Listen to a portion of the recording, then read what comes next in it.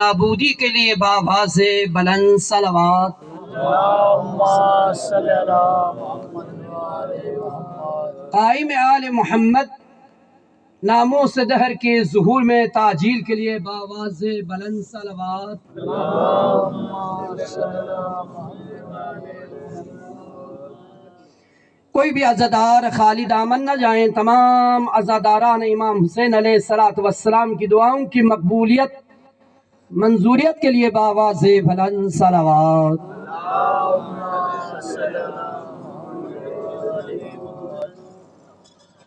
ہم سب کے گناہوں کی بخشش، ہمارے مرحومین کی گناہوں کی بخشش، بالاخص جن مومنین نے بارگاہ امام مجتبی علیہ السلام کے لیے یہ زمین عطیہ کے طور پر امام کے نام پر ہدیہ کیا ہے، ان کے مرحومین کی مغفرت بخشش کے لیے باواز بلند صلوات۔ اللہم صلی علی محمد وآل محمد۔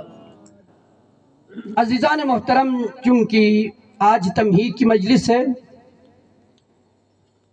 میرا پروگرام چونکہ میں اس سال اپنے گاؤں میں رہا ہوں، پچھلے سال بھی آپ کی خدمت میں عرض کیا تھا کہ مقامی ہمارے اسکردو میں ضلع شگر سے میں تعلق رکھتا ہوں، وہاں پر مقامی لوگوں نے پیسے اکٹھا کر کے تقریباً 50-60 لاکھ کے قریب، اور مجھے کہا تھا کہ آپ اس ذمہ داری کو سنبھالیں۔ مسجد جامع رسول اعظم کے نام پر پچھلے سال ہم نے پیسے اکٹھا کیے تھے، اس سال مارچ سے لے کر آج تقریباً محرم سے ایک دن پہلے میں یہاں پر پہنچا ہوں کہ میں وہاں پر مصروف رہا ہوں، اور میرا پروگرام بھی نہیں تھا کہ شاید میں اس سال پنجاب جا کر مجلس پڑھوں۔ وہاں کی مصروفیات، پھر مقامی لوگوں نے کہا، چونکہ آپ کو پتہ ہے دولہ زیرین میرا دوسرا گھر ہے، میرا دوسرا گھر ہے، میں ایک قسم کے باشندہ ہوں وہاں کے، اور یہاں کے لوگ بھی میرے بھائی ہے، اور گاؤں کے جو نظامت ہے، مجلس کا سلسلہ ہے، خصوصاً 10 محرم کو 10,000 سے زیادہ لوگوں کا مجمع ہوتا ہے، ان کو اکٹھا کرنا، ان کے لیے انتظام کرنا، کھانے کا انتظام، پانی کا انتظام، سیکورٹی کا انتظام، تو بہر طور میں نے اپنے تمام کام چھوڑ کے اس مشن کو آگے بڑھانے کے لیے میں یہاں پہ پہنچا۔ کل پھر 1-2 جگہ سے بھی مجھے کہا تھا کہ آپ محرم پڑھنے کے لیے آئیں، میں نے کہا کہ میرے پاس اس سال پروگرام نہیں ہے، گرمی بھی ہے، مجھے جلدی واپس بھی جانا ہے، لہٰذا چونکہ امتیاز شاہ صاحب نے کل ٹیلی فون کیا اور تاکید اور اصرار کرنے کی وجہ سے میں آپ کی خدمت میں حاضر ہوا ہوں۔ انشاءاللہ اگر اللہ رب العزت نے توفیق دی تو یہ محرم کے چند دن میں محمد و آل محمد کے اس عظیم عبادت میں شامل ہونے کے لیے اور ہوا ہے، اللہ رب العزت نے مجھے توفیق دی ہے کہ آپ کے ساتھ دوں گا، اور جو کچھ میں نے سیکھا ہے وہ آپ تک پہنچانے کی کوشش کروں گا، اور ہماری دعا ہے کہ یہ بارگاہ اور مسجد انشاءاللہ اللہ رب العزت ہمیں توفیق دیں تو انشاءاللہ ان قریب ہم کوشش کریں گے مقامی لوگوں کے تعاون سے یہاں پر امام بارگاہ، عالی شان کے امام بارگاہ بھی ہو اور بہترین مسجد بھی ہو۔ مقصد امام حسین علیہ السلام، جس مقصد کے لیے امام حسین علیہ السلام نے قربانی پیش کی ہے، کربلا والوں نے اپنی جانوں کو نذرانے عقیدت کے طور پر پیش کیا ہے، ان کا مقصد یہ ہے کہ احیاء دین کا زندہ کرنا اور دین کے پیغامات کو دنیا تک پہنچانا کربلا والوں کا کیا ہے، مقصد بھی ہے، پیغام بھی ہے۔ اس مقصد کو ہم سب کی ذمہ داری ہے، اس مقصد کو اس وقت کی دنیا تک پہنچانا، اور وہ پہنچانے کے ذریعہ کیا ہے؟ آج کل سوشل میڈیا ہے، اس کے ذریعے بھی آپ امام حسین اور اصحاب امام حسین علیہ السلام کے پیغامات کو دنیا تک پہنچا سکتے ہیں، لیکن مجلس کا اصل مقصد یہ ہے کہ سب سے پہلے ہم امام حسین علیہ السلام کے مقصد کو سمجھیں، خود عمل کریں. دین عمل کا نام ہے، شریعت عمل کا نام ہے، اسلام عمل کا نام ہے. خود عمل کرنے کے بعد امام حسین علیہ السلام کے پیغامات کو دنیا تک، لوگوں تک پہنچانا آپ کا اور میرا کام ہے. اور دنیا کے مجالسوں میں سے، تمام مجالسوں سے افضل، اکمل، اشرف مجلس مولا علی علیہ السلام کا فرمان ہے، لِكُلِّ مَجْلِسٍ سَيِّدٌ وَمَجْلِسُنَا سَيِّدُنَا، کہ کائنات کے ہر چیز کے لیے ایک سردار ہے، مجلسوں کے بھی سردار ہے. تمام مجلسوں کے سردار کیا ہے؟ ہماری محفل اور ہماری مجلس دنیا کے تمام مجلسوں کی کیا ہے؟ سردار ہے.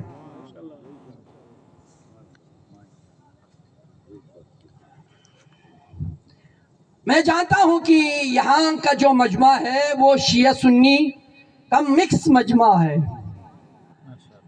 اور اس سٹیج سے کسی کے دل آزاری کرنا، تنقید کرنا، کسی کے اوپر ہٹ کرنا، کسی کے اوپر توہین کرنے کی کسی کو اجازت نہیں.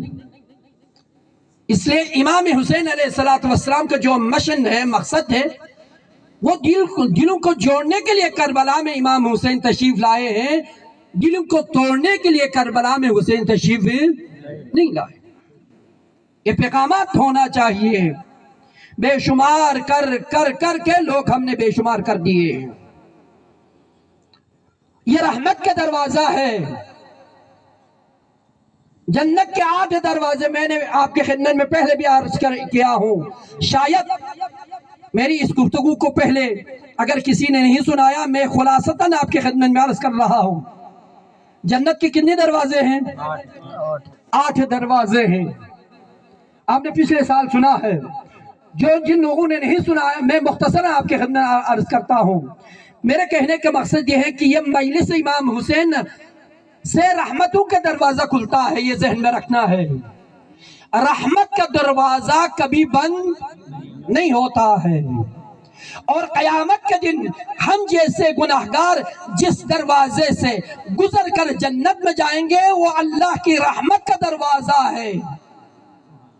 اللہ کے رحمت کا دروازہ ہے، جنت کے دروازوں سے نہیں. جنت کے 8 دروازے ہیں. عدن، فردوس، ماوا، خلد، برین، نعیم، دار العالیہ، دار السلام. یہ جنت کے دروازے ہیں، جنت کے نام ہیں.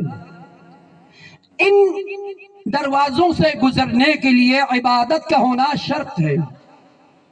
اللہ رب العزت نے جنت کو قرآن میں تقریباً 95 مقامات پر اللہ رب العزت نے جنت کو عمل کے ساتھ جوڑ دیا ہے. اس روایت ہے، امام سجاد علیہ السلام کا فرمان ہے، اللہ رب العزت نے جنت کو عبادت کے ساتھ جوڑ دیا ہے. کہتے ہیں کہ جس کے پاس عمل ہوگا، وَلَوْ كَانَ غُلَامًا حَبَشِيًّا، اگرچہ وہ شخص ذات کے لحاظ سے، نسب کے لحاظ سے، حسب کے لحاظ سے غلام ہی کیوں نہ ہو، وہ جنت میں جائے گا. حبشی غلام ہی کیوں نہ ہو. اور جنت کو، جہنم کو بنایا ہے ان لوگوں کے لیے جو نافرمانی کرتا ہے، اللہ کی معصیت کرتا ہے. وَلَوْ كَانَ شَيْخًا قُرَيْشِيًّا، اگر وہ قریش ہاشمی سردار ہی کیوں نہ ہو، اگر اس کے پاس عمل نہیں تو اس کا ٹھکانہ اور اس کا مقام کیا ہے؟ جہنم ہے. تو عزیزان محترم، 8 جنت جن کا ذکر میں نے آپ کے خدمت میں کیا ہے، ان جنتوں کے دروازوں سے گزرنے کے لیے انسان کے پاس عمل کا ہونا ضروری ہے. ایک انسان جس کے پاس عمل نہیں، کیا اللہ کی رحمت سے مایوس ہونا جائز ہے؟ نہیں. سب سے گناہ ہے، کبیرہ، بڑا گناہ اللہ کی رحمت سے نا امید ہونا ہے. کیوں؟ اس لیے اللہ رب العزت قرآن میں فرما رہا ہے، لا تقنطوا من رحمت اللہ، اے انسان تیرے پاس عمل کی کمی ہی کیوں نہ ہو، میری رحمت سے نا امید نہ ہونا، نا امید ہونا ہی گناہ کبیرہ ہے۔ تو اس طرح فرما رہا ہے کہ جنت کے 8 دروازے ہیں، یہ عمل کے اوپر کھلتا ہے، اور دوسری طرف قرآن میں ارشاد ہو رہا ہے کہ اللہ رب العزت فرما رہے ہیں کہ اگر تمہارے پاس عمل نہ بھی ہو پھر بھی کیا ہے، تم اللہ کے رحمت سے مایوس نہیں ہونا۔ اب یہاں پہ میں سوال کرتا ہوں، جب انسان کے پاس عمل نہ ہو تو اس انسان کے لیے جنت کے 8 دروازے بند ہوتے ہیں، جب اللہ کی جنت کے دروازے بند ہو تو اس وقت 3 دروازے ایسے ہیں کہ جو رحمت کے دروازے ہیں۔ رحمت کے کتنے دروازے ہیں؟ 3 رحمت کے دروازے ہیں، یہ صبح قیامت تک یہ دروازے بند نہیں ہوں گے۔ سبحان اللہ۔ پہلا باب توبہ ہے، پہلے دروازہ باب توبہ ہے۔ قیامت کے دن ہم جیسے گناہگار جس دروازے سے گزر کر جنت میں جائے گا، پہلے دروازے کا نام جو رحمت کا دروازہ کھلتا ہے، جنت کے دروازے بند ہونے کے بعد اس دروازے کا نام کیا ہے؟ باب الرحمت، باب التوبہ ہے، باب التوبہ۔ محرم کی گفتگو سننے کے بعد اگر آپ میں تبدیلی نہ آئے تو آپ نے مشن امام حسین سے کچھ حاصل نہیں کیا۔ میں ہمیشہ کہا کرتا ہوں، میری گفتگو سننے کے بعد میرے ایک جملے کے اوپر عمل کرنا ہے، میرے ایک جملے کے اوپر عمل کرنا ہے۔ آتے وقت اگر گناہگار بن کے آئے، جاتے وقت اس مجلس سے جاتے وقت اور بن کے جانا ہے، آپ جاتے وقت اور بن کے آپ کو جانا ہے۔ تو اللہ کے پہلے دروازے کا نام، رحمت کے دروازے کا نام ہے باب التوبہ۔ دوسرے دروازے کا نام باب الشفاعت، باب الشفاعت۔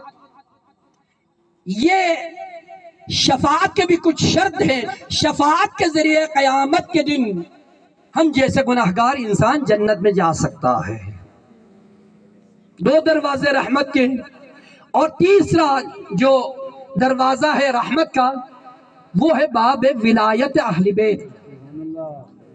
باب ولایت اہل بیت کا دروازہ کسی انسان کے اوپر بند نہیں ہوتا۔ صدقہ نیت کے ساتھ جو آل محمد کے دروازے کے سامنے جھک جائے گا وہ روزبہ سے سلمان محمدی بنے گا۔ جو صدقہ نیت کے ساتھ آل محمد کے دروازے کے سامنے جھک جائے گا میمونہ سے وہ فضہ بنے گی۔ لا تقنطوا من رحمت اللہ کی تفسیر یہ ہے، آل محمد کا دروازہ، اور انہی دروازوں میں سے سب سے زیادہ روایات میں ہے قیامت کے دن جس دروازے پہ رش ہوگا حسین کا دروازہ ہے۔ حدیث میں ہے، رسول فرماتے الا ان الحسین باب من ابواب الجنہ، میرے حسین جنت کے دروازوں میں سے ایک دروازے کا نام ہے حسین۔ من عاندہ، کتاب کا نام ہے خصائل شیعہ، من عاندہ حرم علیہ الجنہ، جو شخص حسین کے ساتھ دشمنی کرے گا اس شخص کے اوپر جنت کے تمام دروازے بند ہوتا ہے۔ جو حسین کے ساتھ دشمنی کرے، کوئی بھی انسان، یہ پوری ذمہ داری کے ساتھ آپ کی خدمت میں عرض کر رہا ہوں، مولانا صاحب تشریف فرما ہے، انتہائی شریف باعمل انسان ہے، میرے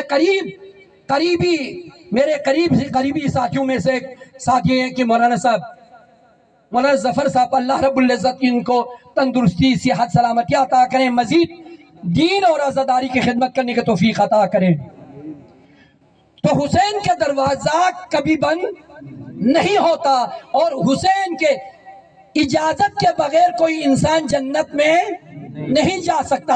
اگر جا سکتا تو عمر ابن خطاب اپنے بیٹے سے یہ نہ کہتا بیٹا اگر حسن نے مجھے اپنے غلامی کے طور پر اختیار کیا ہے تو جا کر لکھ کے لاؤ, یہی رکا میری کیا ہے نجات کے لیے کیا ہے کافی ہے.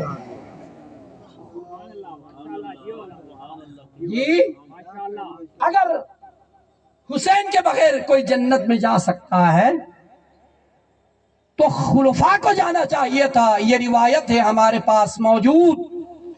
اور حسین علیہ السلام کے بارے میں تاریخ کہتی ہے جس دن امام حسین علیہ السلام دنیا میں تشریف لائے تو اللہ رب العزت نے 5 چیزوں کی طرف وحی بھیجی. کتنی چیزوں کی طرف؟ 5. جس دن امام حسین علیہ السلام دنیا میں تشریف لائے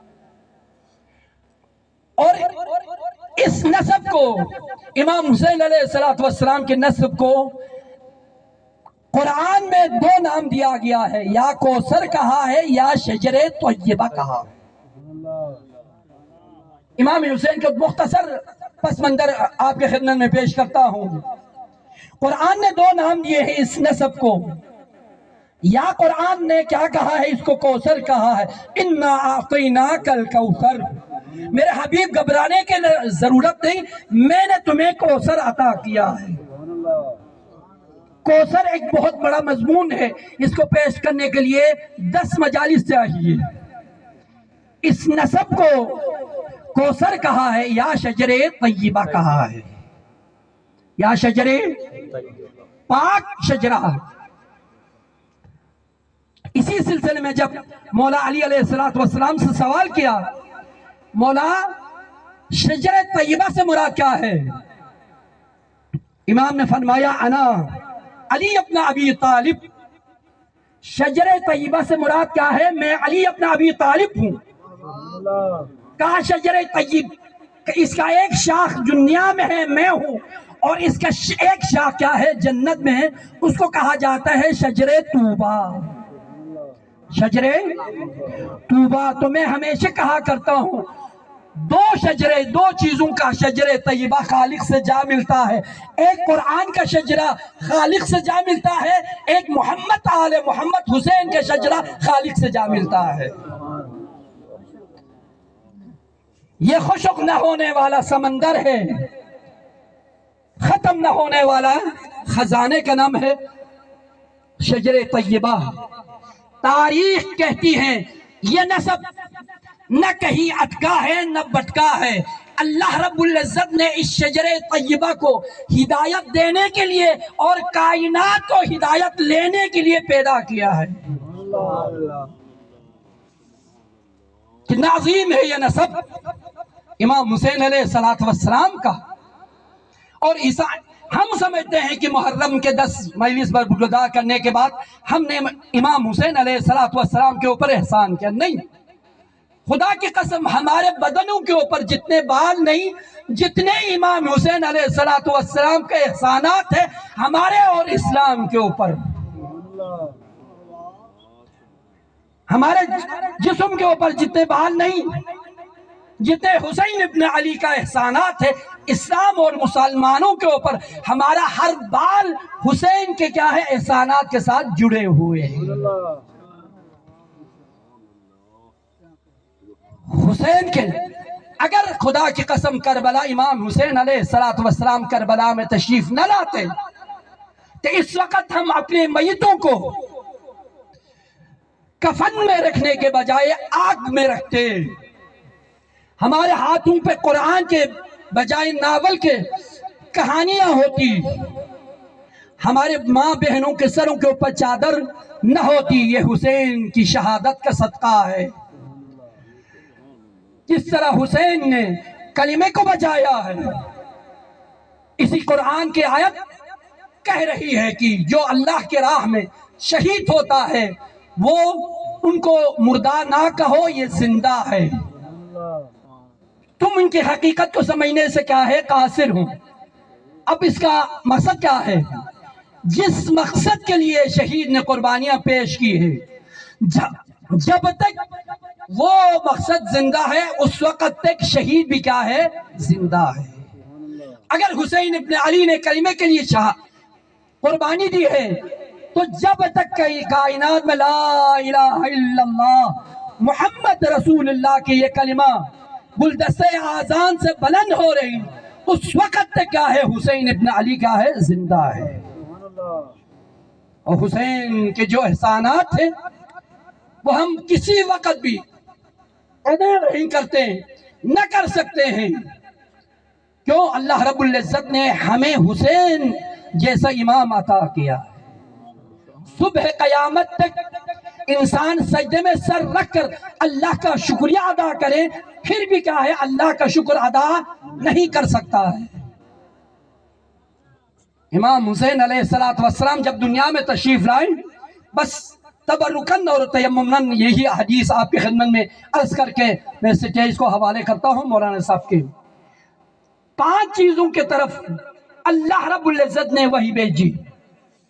کتنی چیزوں کے طرف؟ 5 چیزوں کے ساتھ۔ سب سے پہلے جہنم کے طرف وحی بھیجی۔ کہا جہنم جس وقت سے خلق ہوئی ہے اس وقت سے لے کر آج تک جو شعلے آگ کے بھڑک رہے تھے، آج حسین کے آمد کی وجہ سے ان شعلوں کو خاموش کرو اور اپنے آپ کو سجاؤ۔ کیوں؟ اس لیے میرے حسین دنیا میں میں نے بھیجا ہے۔ یہ حسین کی عظمت ہے، یہ حسین کا معجزہ ہے۔ اب امام حسین علیہ السلام کی آمد کی وجہ سے جو شعلے خاموش ہو، کیا ان جہنموں کو یا شعلوں کو اجازت ہے امام حسین علیہ السلام کے ماننے والوں کے اوپر حملہ کریں؟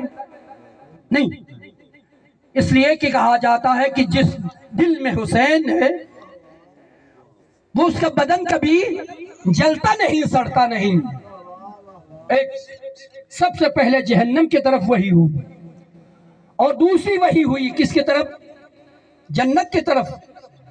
کہا کہ جنت ان النیران ازلفت، کہا کہ تو پہلے سے سجا ہوا ہے جنت، لیکن اپنے آپ کو زینت دینا کیوں؟ اس لیے آج حسین کی آمد ہے، حسین کی آمد ہے۔ اور تیسری وحی ہوئی حاملان عرش کی طرف۔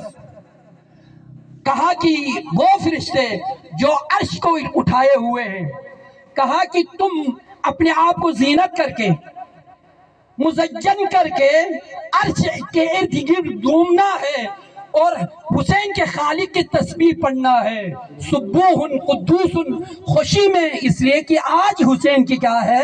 آمد ہے۔ تیسری،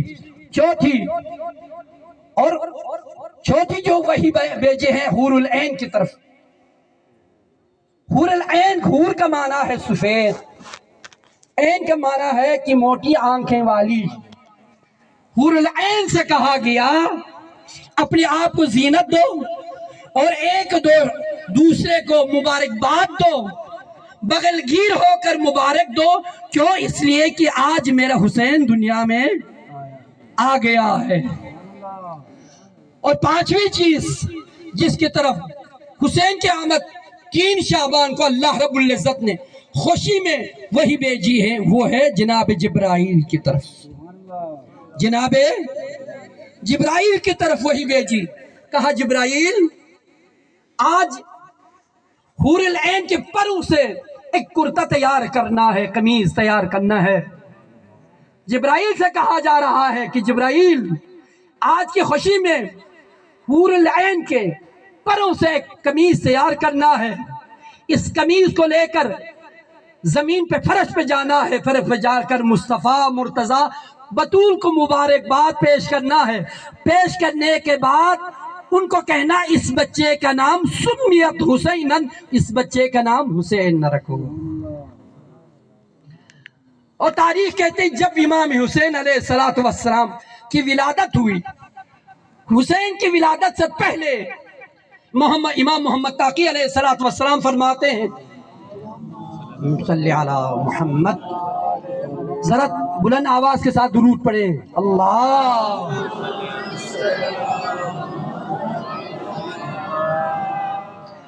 امام حسین علیہ السلام کی یہاں پہ اس طرف آمد ہوتی ہے، اور امام محمد تقی علیہ السلام فرماتا اول ما جرا به القلم علی اللوح المحفوظ قتل الحسین.